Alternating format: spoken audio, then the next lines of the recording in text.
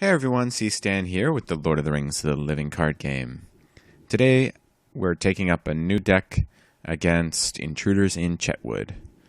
So it's kind of been a while since the last expansion came out, and that's given me plenty of time to experiment with really silly deck ideas. So this one I call the Forrest Gump deck because you never know what you're going to get.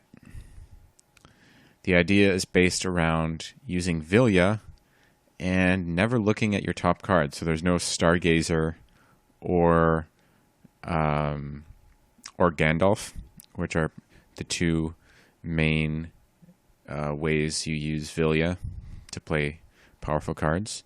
Instead, you just fill all the deck with strong cards that you are going to be happy to see.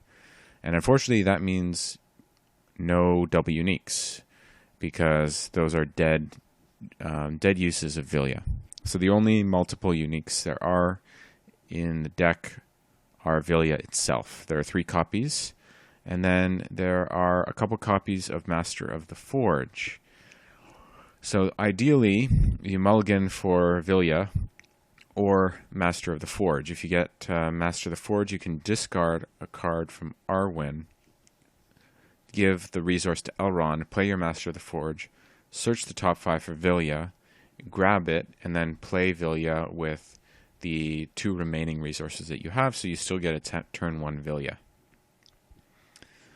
So the turn 1 Vilya is pretty reliable for that reason, although there's still occasionally times you won't get it, and basically the whole deck will just come crashing down. But the times it does work out are really fun, because they're always different.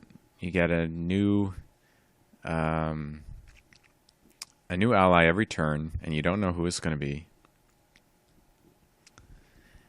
And you also get to play an ally every other turn or so, because Elrond can play allies of any sphere, so the ones you happen to draw into can still be played. And Arwen's discard helps to increase Elrond's resources, so that every 2 turns he gets up to 4 and can play one of the powerful allies. Okay.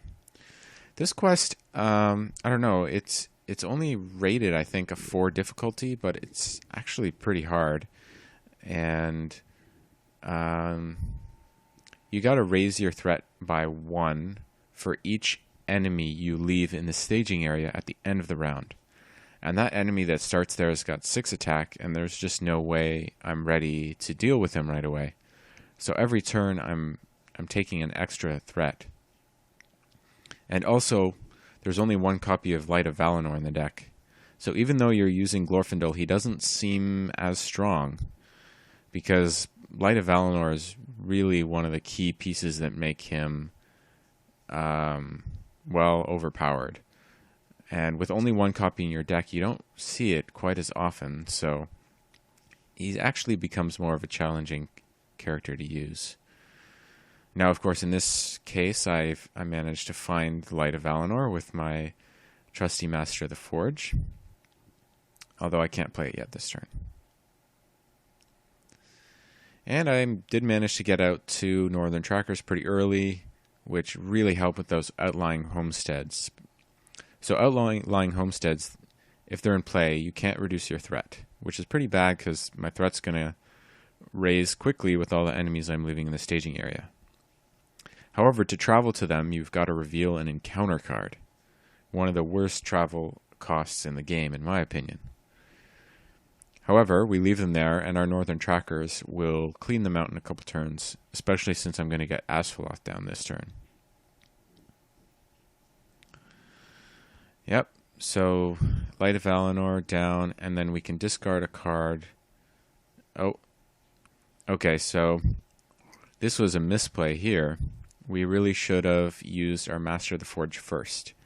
So what you want to do is get all the duplicates of Vilya out of the deck as soon as possible, because they're the only cards that will turn into dead draws. for Vilya. So I should have done that, and I could have done that beforehand, but instead I foolishly used Vilya first, turning up a Vilya which couldn't do anything, and it had to go to the bottom of my deck. Okay, and now it's shuffled up there again, so there's a chance that I could draw into it again. Okay, so we discard one to Arwen, give Elrond a resource, play down Asphalloth. And you'll notice I forgot to give a resource to Radagast. I think I forget to give him his resource quite a few times during this playthrough. I just have not used that guy in ages. But he turns out to be pretty decent in this deck because there's a fair number of eagles, and he enters play for free. So, can't really complain about that.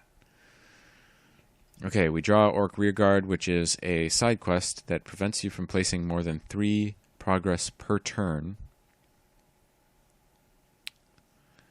On any quest stage. And if you do make it the active quest for a given turn, you are forced to reveal an additional encounter card.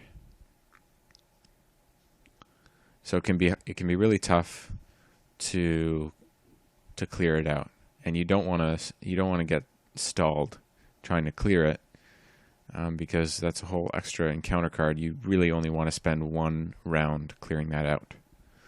So I don't think I'll set it as the active this round, because I want to be really sure that it's going to get complete. And this round, I don't think I'm going to have enough willpower. We got 6 from those enemies that are in the staging area. The outlying homesteads are going to be cleared, but we've got 3 more progress that we need on the active location.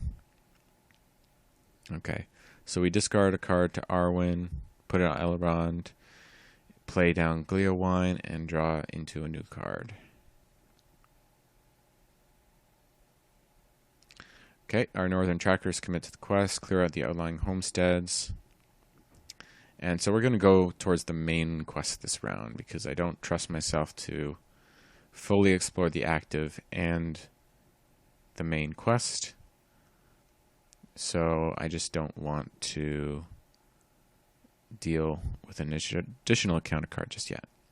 Okay, so we reveal this orc, and when he gets revealed, we've got to discard an ally from play or reveal an additional encounter card. So right now I'm just deciding which ally I want to discard. I'm thinking Gleowine. He's pretty awesome. Extra card draw around. Although I did get to play Legolas just this turn with Elrond. So I'm getting more card draw in that sense. And I don't want to draw too much. So I decide to get rid of Gleowine over the Master of the Forge, because Master of the Forge can help me fish out the copies of Vilya. Okay, we've engaged him, and we'll defend with our Ranger of Cardolan. He gets +1 attack, so we take a damage. We attack back for 6, and he's destroyed, so we get to draw a card with Legolas. Okay, we got Light the Beacons, which is nice. If we think we would need it, we could save up the resources and play it. But we also drew into Elfhelm, which is going to be a lot better for this quest. He will help negate the additional threat raise every round from the main quest. So he's pretty much a must-have. Okay, Vilya lets us draw 3. Some good draws with Lorien's Wealth right there. Got an Unexpected Courage, which can also go on Elrond.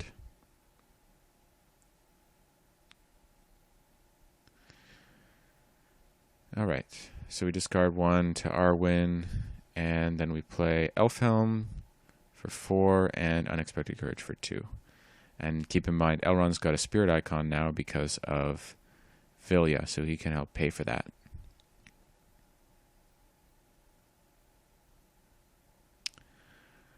Okay, again, we quest our Noldor heroes and some allies. I still haven't put a resource on Radagast yet.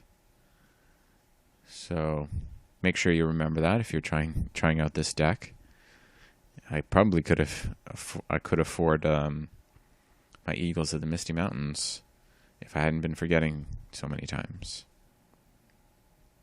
Okay, we got 13, and we need to make 3 progress. Although if we go to that side quest, we have to reveal an additional card. If we guess that both cards that we reveal have about 3 threat, that'll bring it up to 12, cutting it kind of close to make 3 progress. So I quest a couple more allies here. I want to save enough to actually take out one of the enemies, which will take 9 attack, and I'll need to also save a defender.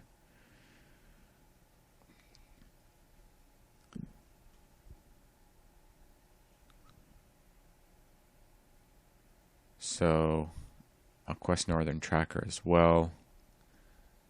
Okay, Sudden Assault. This is pretty much the worst card in this whole deck. What it does is you check your total of willpower committed to the quest. If it's greater than the threat in the staging area, each enemy in the staging area makes an immediate attack against the first player. So my willpower is higher than the threat, because I'm at 15, they're at 6. So both of the Orc war parties make an immediate attack against me, which is pretty terrible because it's going to essentially kill 2 of the allies. So there goes a Northern Tracker. And for the second one, I could take it undefended and use Landrival. Or I could just defend with Landrival. It's kind of doesn't make much of a difference. In one sense, I could get Landrival back in my hand, but have a damage on Arwen. And I figure it's not worth it. I'm probably not going to play Landrival again. He's very expensive, so. Okay, and there's my second card. So it was 15 versus 9, which is 6 progress, which is more than enough to complete it. Then we engage him, exhaust Elfhelm to defend. There's no shadow, he takes a damage. And we attack back with Legolas and Glorfindel, which is just enough. We draw with Legolas, and we can now go into the refresh phase. And this time we only raise our threat by 1, because Elfhelm cancels one of the threat raises. Okay, now I remembered Radagast.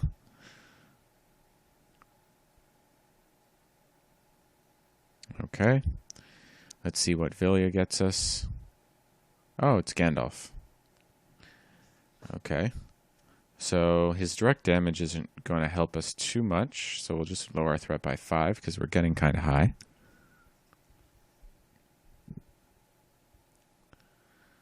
Again, I should have done this before, but I'm looking for more copies of Vilya to remove.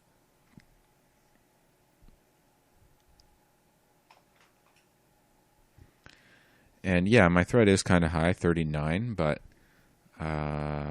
if need be, I've got 2 Keena's Lances in my hand and Galadrim's Greeting. So I would just have to save up for those, but if I was getting close to threading out, I could play those. So now, if we want to take out one of these Orc war parties this round while Gandalf's in play, we probably want to use Gandalf as the defender and then save 9 attack with our other allies to take him out.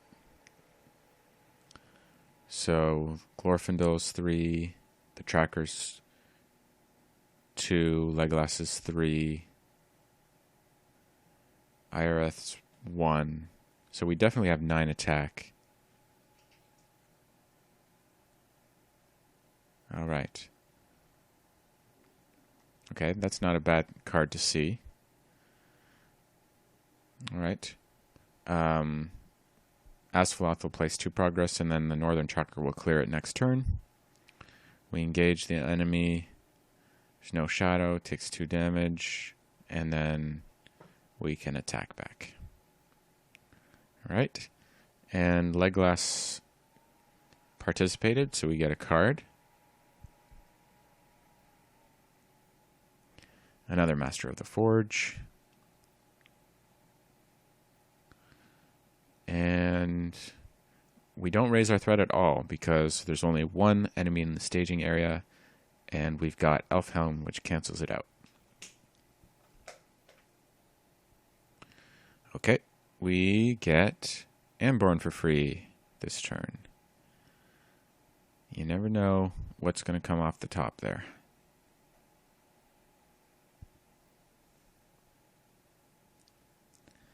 Okay, didn't find any attachments in my top 5. Alright, we'll discard a card.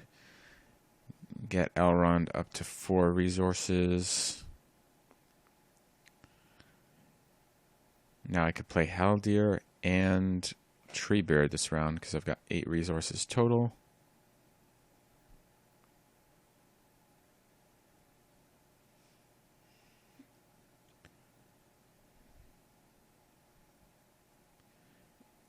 And now we got quite a nice setup.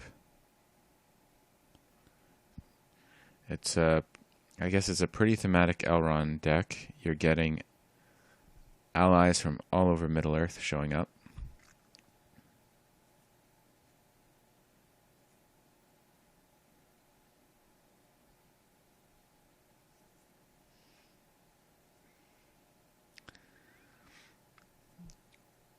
All right. The Shrouded Hills surge because there's no other quest stages in play.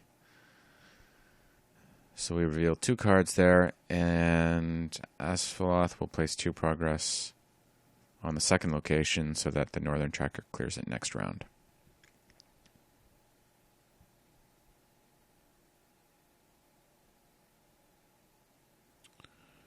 Okay, so we place the progress on the quest, travel to the location, and assuming we did this right, we will have enough here to take out the enemy. Okay, so I'm sacrificing Amborn here. But we have more than enough here to take him out.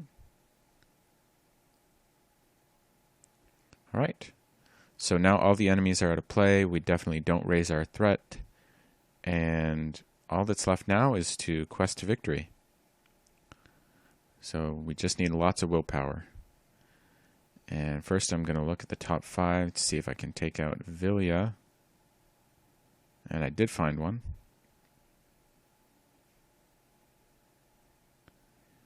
Okay.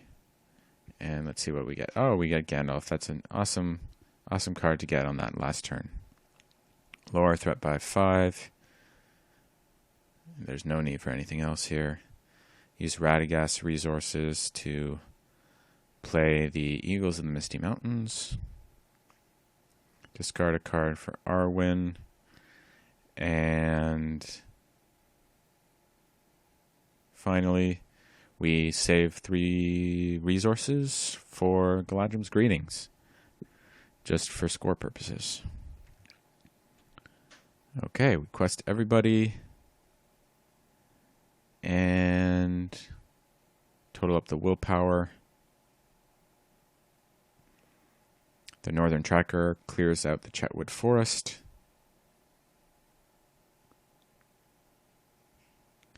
And we just reveal a Marauder.